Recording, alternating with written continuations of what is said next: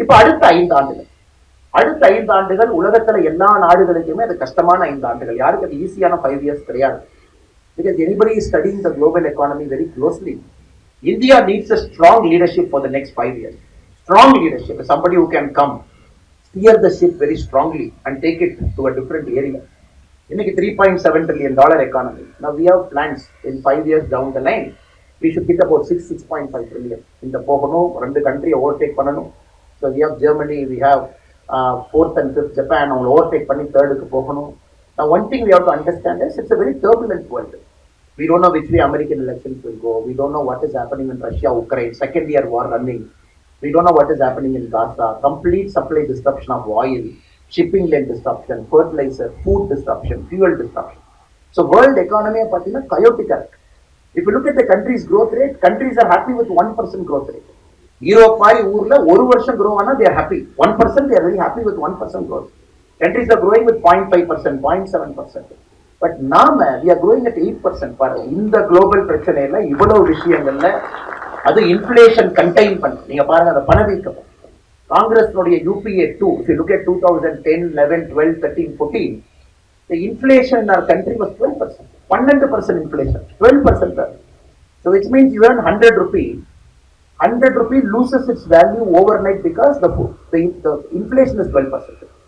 Now the inflation is contained, 4.5%, 5% inflation வச்சிருக்கோம். அதெல்லாம் தாண்டி உலகமே 1%ல வளரும் போது we are growing at 8%. So which means we have done extremely well economically. Next 5 years is going to be extremely problematic, extremely complex. So இந்த நேரத்துல நரேந்திர மோடிஜி போன்ற ஒரு தலைவர் நம்முடைய நாட்டினுடைய பிரதம மந்திரியாக இருக்க வேண்டிய கட்டாயமும் அவசியம் நமக்கு இருக்கு. This is my second answer to the first question. The other day a press friend was asking, sir, will Israel and Iran go for a war? So பாருங்க, Iran is also very angry, Israel is angry, some geopolitical, anytime war will happen. So I remember a senior BJP leader telling, with இஸ்ரேலும் ஈரானும் சண்டைக்கு போறாங்களாங்கிறது மோடியினுடைய கையில் இருக்கு அப்படி. So one thing what we are trying to say, 2014 Modi was an Indian leader. The Gujarat chief minister did so well from 2001. We all wanted him. After 13 years of Gujarat CM, we brought him, we made him Indian leader. So he was an Indian leader.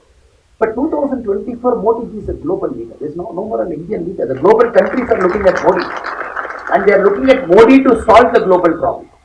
So Modi ji G20 பார்த்திருப்பீங்க, he has completely turned around a single G20, which was G20 இத்தனை வருஷமா இருக்கு. It was like a rich man's club. You meet in Shanghai, then you meet in some big city, Frankfurt, then probably you meet in some capital city. All leaders will come, one nice dinner for one night, then good food photograph. But 1 year, he has completely turned around G20 as a global leader. Got African Union inside. Got a declaration which was accepted by everybody. The declaration focused on security for food, fuel and fertilizer. 3 விஷயத்தை focus பண்ணார் 3 years. இதெல்லாம் பார்த்தீங்கன்னா இந்தியாவுக்கு இருக்கக்கூடிய பிரச்சனையே food inflation is containing it in a global environment. Fuel, we are importing tons of fuel, is containing it. Fertilizer, billions of dollars fertilizer we are importing, is containing it. அது G20 forum பயன்படுத்தி global சவுத்தினுடைய வாய்ஸா இந்தியாவை இருக்க வச்சு G20 he took it to the nook and cranny. தமிழ்நாடை பொறுத்த வரைக்கும் பார்த்தீங்கன்னா Mahabalipuram, Thanjavur, Coimbatore, Chennai, he took it to all cities. அந்த ஆல் சிட்டிஸ்ல எப்படி G20 பண்ணாரு பாருங்க, millet food, local gift. So it is like everybody who's coming, they came and saw everything. Okay, there is a youth summit, there is this summit. ஒரு G20 ஒரு rich man's club, he made it into a broad-based democratic forum. So that is why the whole country knows, oh, Modi is a global leader, there is no more an Indian leader. So அப்போ மோடிஜிக்கு support பண்ண வேண்டிய கடமை நமக்கு இருக்கு. If you look at all the Western people's writing, the Financial Times or New York Times or Economist, if you read it, now I read a very interesting article in a Western press. ஒரு வாரத்துக்கு முன்னாடி எழுதினாங்க, Modiji should come back to power, but Modiji should not come back with a great majority. அவர் காலம் எழுதுறான் ஒரு இங்கிலீஷ்காரன். எதுக்கு அந்த காலம் எழுதுறேன்னா அதில் அனாலிசிஸ் பண்ணியிருக்கான். If Modiji comes with a super majority, then Modiji will become all powerful. Modiji will not listen to the Western bloc. So Modiji should win, but Modiji should not get 400. இது பார்த்தீங்கன்னா காங்கிரஸ்காரங்க பேசுற மாதிரி. Now காங்கிரஸ்காரங்க பிரச்சாரம் எல்லாம் பார்த்தீங்கன்னா nowhere they are telling they are winning. If you look at the India Alliance pracharam everywhere, they are like Modiji should not get 400. Nowhere they are saying they want to cross 273. So everywhere the India Alliance pracharam is no, don't give Modiji 400, don't give 400. If you give Modi ji 400, this will happen 1, 2, 3, 4, 5.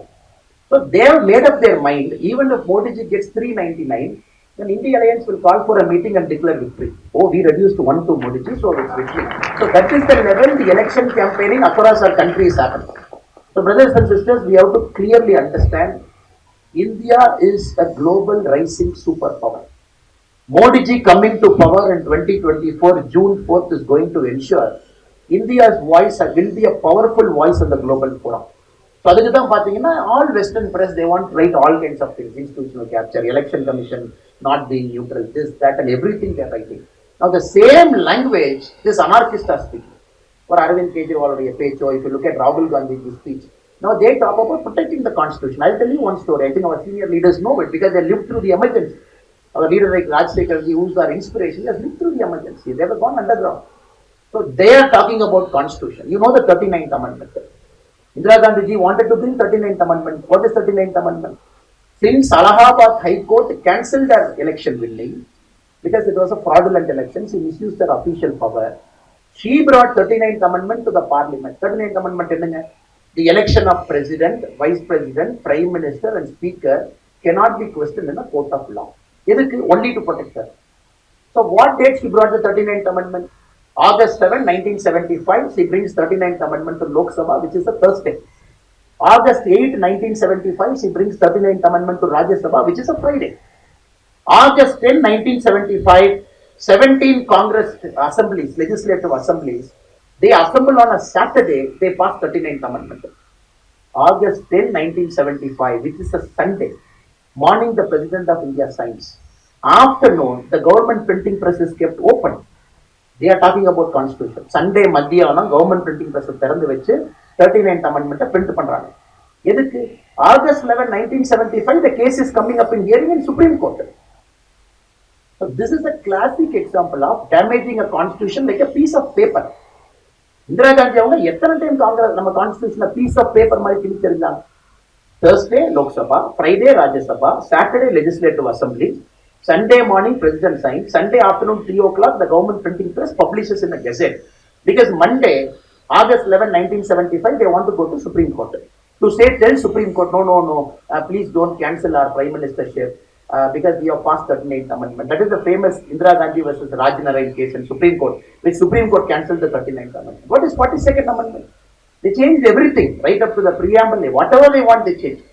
Supreme Court, they superseded 3 judges to make somebody as Chief Justice of India. And you and me, the fundamental rights were suspended for 18 months. Nobody had something called fundamental right. Right to speech, right to assemble, peaceful practice of religion, nothing is there. Now this same Congress is sitting on the stage and lecturing us on Constitution of India. So brothers and sisters, whatever nonsense they say, it is important. This is a crucial election for us. I don't think even 2014 election was as important as 2024. I even think 2019 election is not as important as 2024. 2024 is an important election to save our country.